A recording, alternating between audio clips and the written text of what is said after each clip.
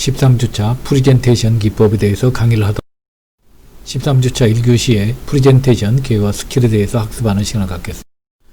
이번 주 학습 목차입니다. 1교시 프리젠테이션 기회와 스킬, 2교시 스토리텔링, 3교시 엘리베이터 스피치에 대해서 학습하도록 학습 목표입니다. 프리젠테이션 기회와 스킬에 대해서 설명할 수 있다. 스토리텔링에 대해서 설명할 수 있다. 엘리베이터 스피치에 대해서 이해할 수 있다. 학습 목차로는 1교시 프리젠테이션 기회와 스킬, 2교시 스토리텔링, 3교시 엘리베이터 스피치에 대해서 학습하도록 하겠습니다. 먼저 지난 시간에 학습하신 내용을 리뷰해보면 지난 시간에는 12주차로서 수익성 분석과 페르미 추정 기법을 주제로 다음과 같이 학습하였습니다. 1교시 손익분기점 분석, 2교시 수익성 분석, 3교시 페르미 추정 기법에 대해서 학습하였습니다. 간단하게 지난 시간에 학습하신 내용을 약 서너 장의 PT로 요약해보겠습니다.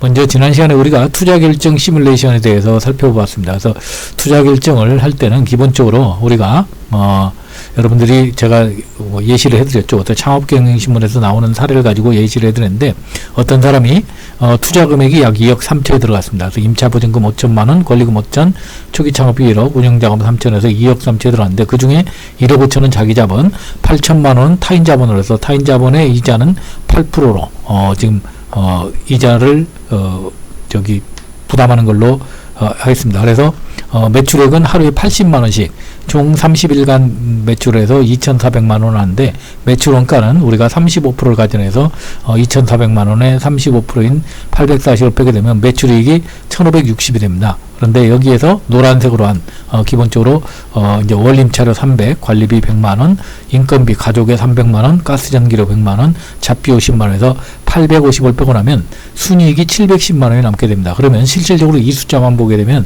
이 사업은 굉장히 그래도 투자 대비 그렇게 나쁘지 않은 수익률이라고 볼 수 있는데 문제는 간과된 비용이 있다는 얘기죠. 일단은 식당이기 때문에 초기 투자 자금인 권리금이라든지 초기 창업비 이런 것들이 되게 인테리어 비용으로 소모성 비용이기 때문에 이런 것들은 우리가 기본적으로 감가상각을 해야 됩니다. 그래서 감가상각을 하게 되면 3년을 감안한다면 한 달에 빠지는 감가상각만 하더라도 거의 한 상당수 거의 400만원 정도가 빠지게 되죠. 그리고 또 거기에 따라서 월이자가 또 발생하게 되는 이자도 우리가 감안하게 된다면 감가상각과 이자가 약 470만원 정도 빠져야 됩니다. 그럼 710만원에서 470을 빼게 되면 240이 남게 되는데 실질적으로 또 대표자하고 배우자하고 두 사람의 인건비는 어디 가서 일을 하더라도 벌 수 있기 때문에 이것을 보수적으로 잡더라도 350만원을 감안한다면 실질적으로 실제 순이익은 내가 겉으로 봐서는 710만원 남는 것 같지만 숨겨진 경비를 감안한다면 마이너스 110만원이 돼서 실제 수지 수익률은 마이너스 8.8%가 이 사업은 해서는 안 되는 사업으로 판단을 해야 되는 것으로 우리가 투자결정 시뮬레이션 할 때 보이지 않는 비용을 우리가 감안해야 되는 것을 말씀을 드렸습니다. 그리고 우리가 손익분기점 분석이 굉장히 중요하다고 말씀드렸죠. 손익분기점이라는 것은 손익이 0이 되는 매출액 또는 판매량을 우리가 산출하는 것을 말하는데 예를 들어서 말씀드렸습니다. 연필 한 개 판매 가격이 1,000원인데 이때 이 회사에게 연필 한 개를 만드는데 소요되는 변동원가 500원이고 변동판관비가 100원이면 실질적으로 우리가 공헌이익이라는 것은 판매 가격에서 변동비를 뺀 걸 말합니다. 그러면은 400원이 되겠죠. 이 회사는 공헌이익이 400원이 될 것이고 공헌이익률이라는 것은 우리가 공헌이익을 우리가 판매 가격으로 나누게 되면은 공헌이익률이 40%가 됩니다. 그래서 실제 우리가 이 공장을 운영하는데 무조건 들어가는 비용이 생산량과 관계없이 들어가는 게 총고정비가 10,000원이 되겠습니다. 그래서 이때 BP 매출액을 계산할 때는 총고정비를 공헌이익률로 나눠야 되니까 총고정비 10,000원을 공헌이익률 40% 나누게 되면은 결국은 25개를 연필을 팔았을 때 손익분기점이 제로가 된다는 걸 알 수가 있습니다. 그래서 우리가 밑에서 한번 리뷰해 보면 매출액이 25,000원, 25개를 팔면은 25,000원에서 총고정비 10,000원을 빼고 한 개당 600원씩 변동원가 15,000원을 빼게 되면 손익분기점이 제로가 되는 거예요. 그러니까 이 회사는 연필을 25개를 팔았을 때부터 그때부터 이익이 이제 400원씩 발생한다는 것을 알 수가 있습니다. 자, 우리가 이제 페르미 추정 기법에 대해서 학습하였습니다. 그래서 페르미 추정 기법은 우리가 페르미가 발표한 어떤 가설 추정 5단계로서 기본적으로 먼저 우리가 막연한 것을 우리가 전체를 인식해서 접근법을 설정해서 모델화를 해서 거기서 계산 실행해서 현실성을 검증하는 그런 단계로 우리가 페르미 추정 기법을 통해서 여러 가지 우리가 사례를 우리가 리뷰를 해봤습니다. 그래서 시카고에 피아노 조율사가 몇 명 있는지, 아니면 강남의 스타벅스 일일 커피 판매량이 얼마인지 이런 것들, 아니면 오늘 점심에 자장면을 먹을 사람이 몇 명인지 이런 것들을 우리가 전체 인식, 접근법 설정, 모델화, 계산 실행, 현실성 검증을 통해서 여러분들이 컨설팅하는 데 있어서 어떤 개괄적인 어떤 판을 형성할 수 있는 그런 시간을 가졌습니다. 이제 본격적으로 이번 시간에 학습하실 프리젠테이션에 대해서 학습하도록 하겠습니다.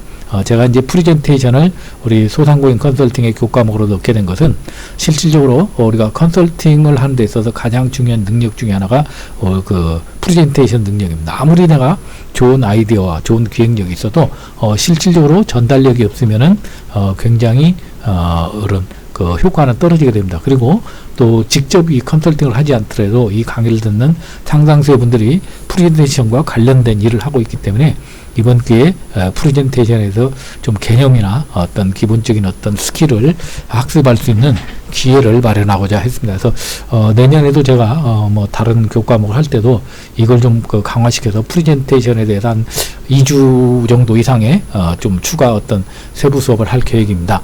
자, 그러면 프리젠테이션의 정의라는 것은 한정된 시간 내에 자신의 메시지를 정확하게 전달, 설득하여서 판단과 의사결정까지 이르게 하는 커뮤니케이션 과정을 말하고 자신의 생각이나 아이디어, 경험, 노하우 등 재반 정보를 상대방에게 전달하고 설득하는 모든 행위를 말합니다. 프리젠테이션을 우리가 프리젠테이션이란 다른 말로 하면은 의사결정이라 하고, 프리젠테이션은 의사결정을 위한 설득 과정, 그리고 프리젠테이션을 다른 말로 하면 기회라고도 합니다. 그래서 성공의 기회가 한다. 그래서 인생의 성공은 정말로 단 한 번의 프리젠테이션으로 성공한 사람들이 많죠. 그래서 우리가 이런 말이 있습니다. Life is presentation. 결국은 뭐냐? 프리젠테이션이라는 것은 우리가 승리와 패배의 차이에서 보면은, 승리하면은 부와 명예를 차지하냐면, 실패하면은 굉장히 힘들게 되고, 그러니까 비즈니스에서 결국은 프리젠테이션을 잘한다는 것은 결국은 그만큼 성공 확률이 높고 기회를 잡을 수 있을 기회가 많다는 것입니다.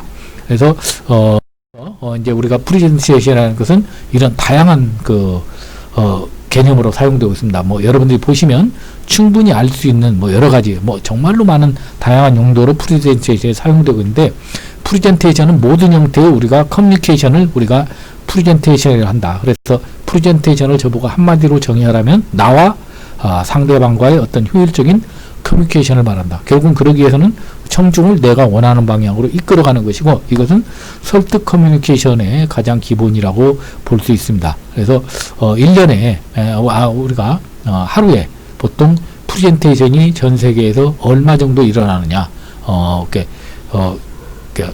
확실한 근거는 없지만 페르미 추정 기법에 하면 거의 하루에 한 3천만 건의 프레젠테이션이 일어난다고 합니다. 그만큼 우리가 프레젠테이션은 정말로 우리 일상에서 엄청나게 많은 빈도로 이루어지고 있는 그런 형태라고 말씀을 드릴 수가 있습니다.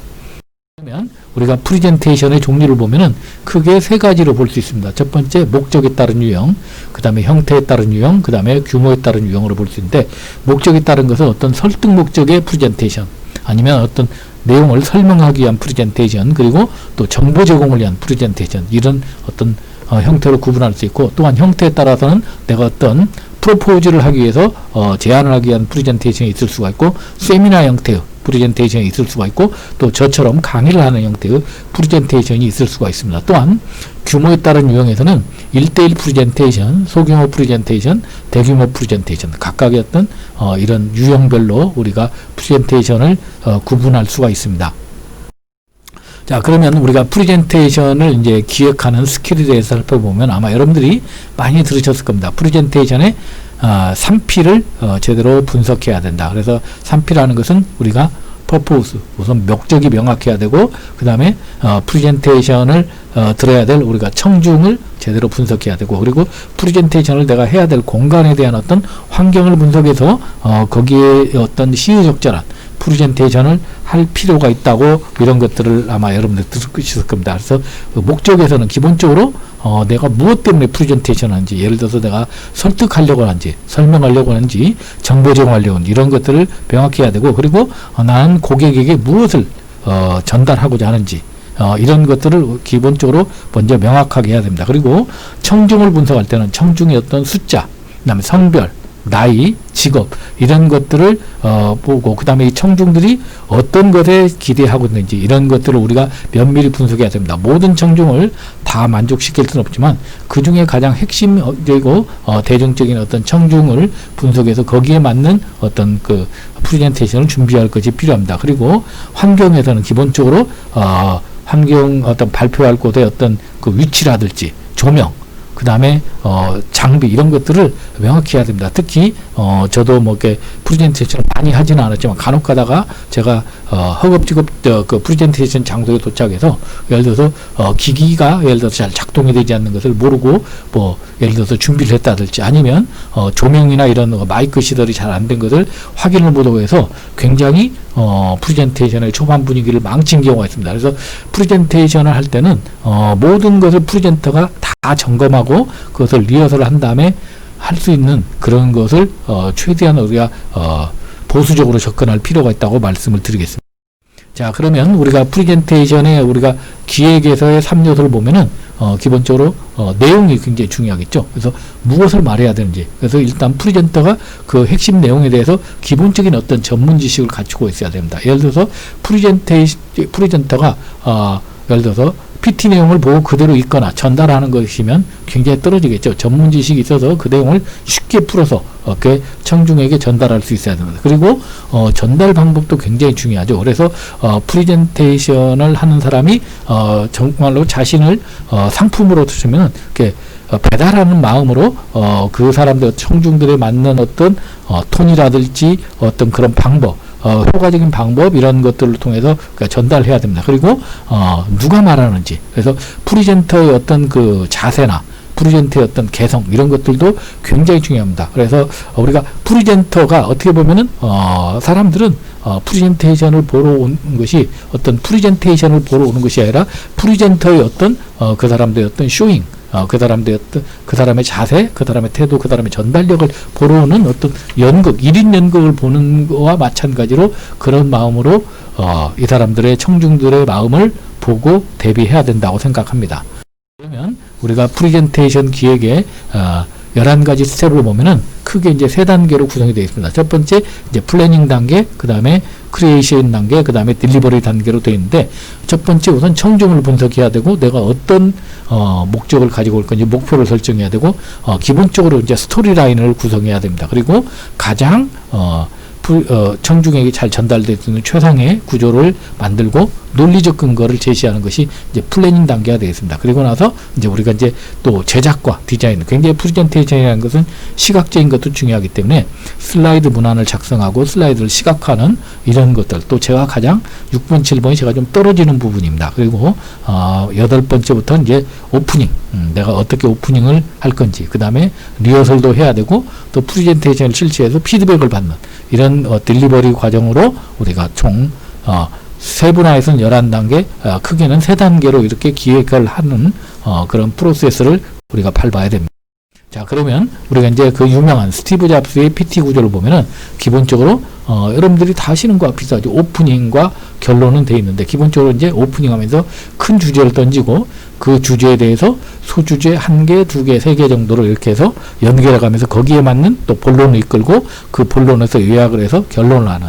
그래서 스티브 잡스의 프레젠테이션은 일단 오프닝에서 굉장히 강렬한 호기심을 가지고 또 아주 소품이나 이런 것들을 이용해서 본인이 하고자 하는 주제를 아주 흡입력 있게 하는데 정말로 어떻게 보면 프레젠테이션의 정말로 대가라고 볼 수 있죠. 그래서 여러 가지 어떤 스킬 중에서 스티브 잡스의 프레젠테이션 구조를 잠시 소개를 해드렸습니다. 자, 그러면 우리가 이제 프레젠테이션을 우리가 하는 데 있어서 5가지 플로우를 우리가 좀 활용하면 좀 좋을 것 같다는 어떤 동영상을 우연히 보고 방송대학 TV에서 나오는데 상당히 내용이 좀 핵심적인 내용이 괜찮아서 제가 여러분들께 소개를 해드리고자 합니다. 첫 번째는 우리가 먼저 스토리 플로우로 해야 합니다. 그래서 일단은 제일 먼저 우리가 스토리텔링으로 하라.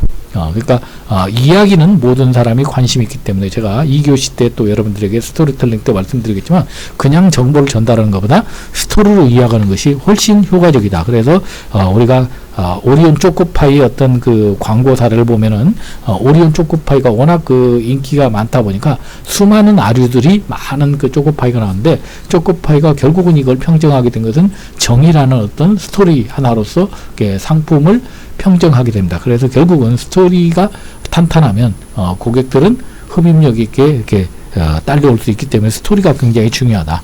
자, 두 번째는 우리가 또 스피치 플로우라는 것은 우리가 파워포인트를 이제 프레젠터가 넘기면서 이렇게 강의를 하게 되는데 사람들이 이제 파워포인트에 집중하게 되면 프레젠터의 전달력이 떨어지게 됩니다. 그래서 파워포인트를 넘기기 전에 내가 그 내용을 먼저 소개함으로써 자연스럽게 프레젠터에 집중하도록 하는 이런 연출입니다. 그래서 기본적으로 내가 어떤 다른 장을 넘기기 전에 미리 그 내용을 살짝 소개하는 어떤 이런 것들이 우리가 전환 브릿지나 이런 것들을 활용하는 방법. 저도 이런 부분은 좀 많이 연습을 해야 될 것 같습니다. 그래서 넘기면서 이야기하는 것보다 넘기기 전에 얘기하고 다음 내용을 슬라이드를 자연스럽게 넘기는 이런 것들도 굉장히 중요한 어떤 스킬이라고 봅니다. 자, 세 번째는 우리가 프레젠테이션은 기본적으로 이렇게 시각적으로 보여주는 거기 때문에 적절한 애니메이션과 간결한 디자인의 어떤 디자인도 굉장히 중요합니다. 그래서 이 부분은 또 다음에 또 소개를 해드리도록 하겠습니다. 자, 네 번째는 굉장히 또 중요한 게 이미지 플로우다. 이미지 플로우라는 것은 우리가 메시지가 중요한 게 아니라 메신저인 프레젠터가 중요하다. 그래서 기본적으로 뒤에서 설명드리는 어떤 프레젠터의 기본 자세라든지 제스처, 시선 처리 이런 것들이 아주 자연스러워야 된다. 그리고 다섯 번째는 우리가 청중을 우리가 적극적으로 참여시키는 우리가 퀴즈를 낸다든지 질문을 한다든지 유머 아니면 소품을 통해서 마술 같은 거 한다든지 이런 식으로 해서 이런 것들을 적절하게 그 당시 어떤 목적과 그 다음에 청중과 그 다음에 장소에 맞는 3P를 활용한 이런 방법을 효율적으로 활용하실 필요가 있다고 말씀드리겠습니다. 자, 이어서 이제 우리가 프레젠테이션 하면은 또 저도 마찬가지입니다. 많은 사람들 앞에서 발표하는 것이 상당히 두려운 건 사실입니다. 그런데 가장 좋은 방법은 일단 내가 공포심을 최대한 줄이면서 연습을 하는 거고 또 공포심을 내가 세분화시켜서 어느 부분에서 공포심이 있는지를 살펴보는 것이 필요합니다. 그래서 내가 내용에서 문제가 있다면 내용을 잘 숙지해야 될 것이고 또한 음성이 떨림이 있다든지 하면은 음성을 강약의 변화를 주면서 침착하게 한다든지 아니면 어떤 신체에서 땀이 나거나 어떤 이런 것들이 있으면 이런 것들을 좀 편안한 마음을 어떤 감정에 조절을 한다든지 그리고 심리 상태의 어떤 불안정은 또 잘 좀 명상을 한다든지 이런 것들을 좀 다스리고 또한 준비를 한다면 준비는 아무리 많이 해도 부족함이 없습니다. 그래서 철저하게 준비를 통해서 좀 사전에 리허설을 많이 하는 것이 중요하다고 생각합니다. 그러면 우리가 이제 공포심 극복의 스킬을 5가지를 하나 살펴보면 대부분 우리가 공포심을 갖는 것이 나를 위해서 잘해야 되는데 이런 생각보다는 우리가 청중을 위해서 내가 하나라도 좋은 정보를 전달해 주자. 내가 잘하겠다 이런 것보다는 청중을 위해서 내가 알고 있는 정보를 전달해 주겠다는 이렇게 편안한 마음으로 패러다임을 전환할 필요가 있겠고 내가 오늘 하나도 실수 없이 완벽하게 하겠다 이런 것보다는 내가 최선을 다해서 어제보다는 나은 프레젠테이션 아니면 과거보다는 나은 프레젠테이션을 하겠다 해서 약간의 어떤 실수를 인정하는 이런 패러다임을 가지실 필요가 있고 안 될 거라는 것보다는 잘 될 거라는 어떤 긍정적인 어떤 시그널을 보여주고 그 다음에 모두 망쳤다 이런 것보다는 물론 프레젠테이션이 마음에 안 드는 경우 저도 상당히 많습니다. 이 촬영을 하면서도 정말 잘못돼서 다시 찍을까 생각이 드는데 그래도 보면은 또 그중에 잘한 부분도 있기 때문에 넘어가는 부분도 있기 때문에 좀 더 긍정적으로 생각하자. 그리고 긴장하지 말자고 하면 오히려 더 긴장하기 때문에 적당히 긴장하면서 우리가 여유를 갖는 것도 필요하다.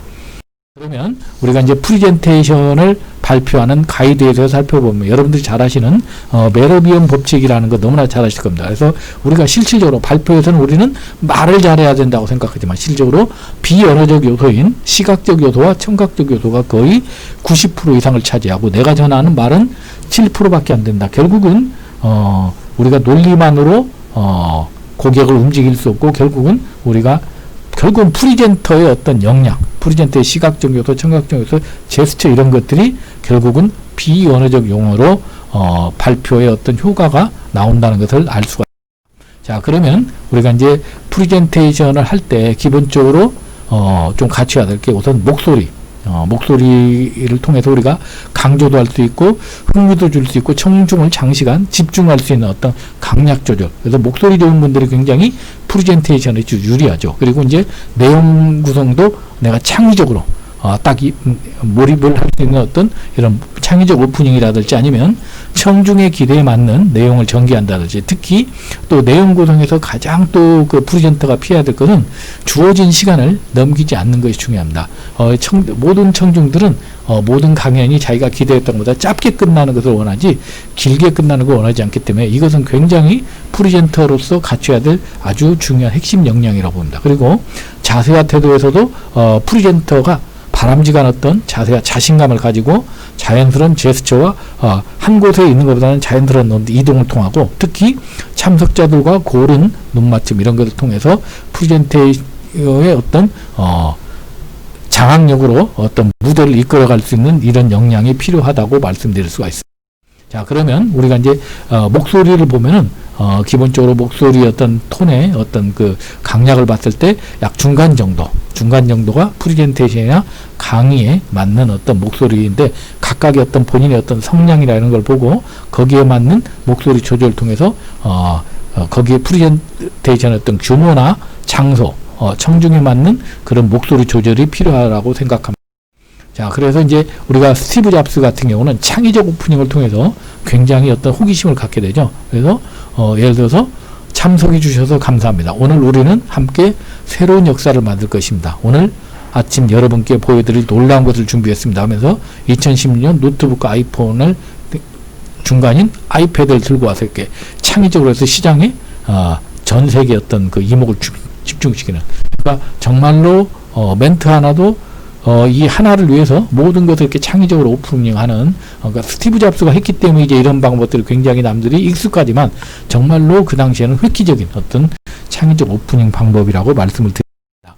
자, 그리고 우리가 효과적인 PT를 만들기 위해서는 가급적이면 짧고 간단하게 만들 필요가 있습니다. 그리고 글자를 크고 읽기 좋게. 그래서 저도 옛날에는 굉장히 작은 글씨를 많이 썼었는데 지금은 글씨는 최대한 줄이고 이미지화를 많이 시키고 있습니다. 그 다음에 가급적 자료는 가로 배열 방식으로 하고 주제와 관련된 자료를 선택하게 되고 색과 그래픽을 잘 사용하는 것이 필요합니다. 슬라이드의 작성 원칙은 아마 많이 아시는 것처럼 원 메시지 포 원 슬라이드, 그러니까 한 슬라이드에 한 가지 메시지가 들어가야지 여러 메시지가 들어가게 되면은 집중도가 떨어지게 되어 있습니다. 그다음 두 번째는 우리가 컬러도 저도 이걸 많이 못했었는데 이번에 준비하면서 많이 바꿨습니다. 그래서 컬러는 가급적이면 세 가지 색 이하를 함으로써 혼란을 피하도록 한다. 그리고 세 번째는 글자는 줄이고 시각적 효과를 극대화시키고, 네 번째는 뒷자리에서도 보일 수 있도록 글씨 크기 같은 걸 잘 구성하게 되고, 다섯 번째는 제가 이걸 많이 못했었는데 저는 애니메이션 효과를 그동안 많이 넣었었는데 가급적이면 최소화시켜서 정말로 강조할 때만 애니메이션을 활용토록 합니다. 자, 그리고 우리가 색상은 여러 색상이 있는데 우리가 그냥 색상을 내 마음에 드는 색상을 쓰는 것보다 각각의 어떤 색상의 어떤 의미를 가지고 활용하는 것이 필요할 것 같아서 여러분들에게 잠시 소개를 해드립니다. 그림은 비슷하지만 이건 약간 자신감 있어 보이는 나의 어떤 치부를 가리는 굉장히 어떤 소심하고 미숙하고 약자 같은 이런 느낌이 드는 이런 포즈라든지, 아니면은 또 이렇게 주머니에 손을 넣으면 어떤 건방지다든지 어떤 냉담한 이런 느낌을 줄 수가 있고, 또 이렇게 또 여성 중에서 또 이렇게 손을 올리고 하시는 분이 있습니다. 이런 경우는 이제 도발적이거나 위압적인 의미를 주죠.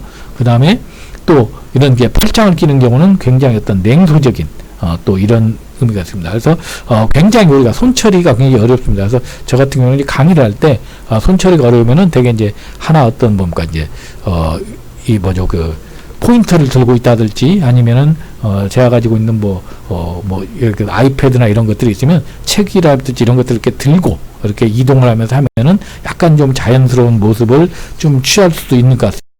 자, 그래서 이제 우리가 프레젠테이션 발표의 제스처에 보면은 이렇게 손가락으로 보면 여러 가지 어떤 모습이 있고, 이렇게 뭐 여러분들이 보시는 이렇게 발표에서 이렇게 다양하게 볼 수 있는 이런 제스처 종류가 있는데, 이런 제스처들을 우리가 거기에 맞게 시의적절하게 활용할 필요가 있죠. 자, 그래서 이제 가장 맞는 제스처가 보시면 이렇게처럼 이제 마당 쓸기라는 이렇게 주로 이제 이렇게 손을 쫙 펼치면서 일기예보를 해준다든지 이렇게 이제 우리 뭔가 전문가들이 하는 것처럼 이렇게 숫자를 보여주면서 그래프를 보여주면서 이렇게 손을 이렇게 바닥을 천장을 향하게 하면서 우리가 이런 그 손바닥이 우리가 천장을 향하게 하면서 이렇게 화면을 보여주는 이런 방법들이 상당히 좋은 제스처라고 보통 알리고 있습니다. 자, 그 다음에 이제 이렇게 숫자를 보여주면서 이렇게 이제 숫자 제스처도 굉장히 좋은 거죠. 그래서 예를 들어서 오늘 반드시 기억해야 될 한 가지는 이거입니다. 그리고 오늘 발표의 두 가지 목적은 이겁니다. 하면서 숫자를 하면서 하는 제스처도 상당히 이렇게 자신감을 보여줄 수 있는 제스처인데, 이 숫자 제스처에서 가장 조심해야 될 것은 숫자를 하나를 때 잘못하면 이렇게 욕처럼 보일 수 있기 때문에 이런 것들은 주의해야 됩니다. 자, 그리고 이제 비교 제스처 같은 경우는 예를 들어서 매출이 예를 들어서 전년 대비 100억이 증가했습니다 하면서 손을 이렇게 내렸다 올리면서 이렇게 퍼센트를 얘기해서 수직 방향 제스처로 해서 이런 것들을 활용할 수가 있습니다. 자, 이상으로 이렇게 짧지만 여러분들에게 프레젠테이션 기법과 스킬에 대해서 살펴보았습니다. 다음 시간에는 우리가 스토리텔링에 대해서 살펴보는 시간을 갖겠습니다.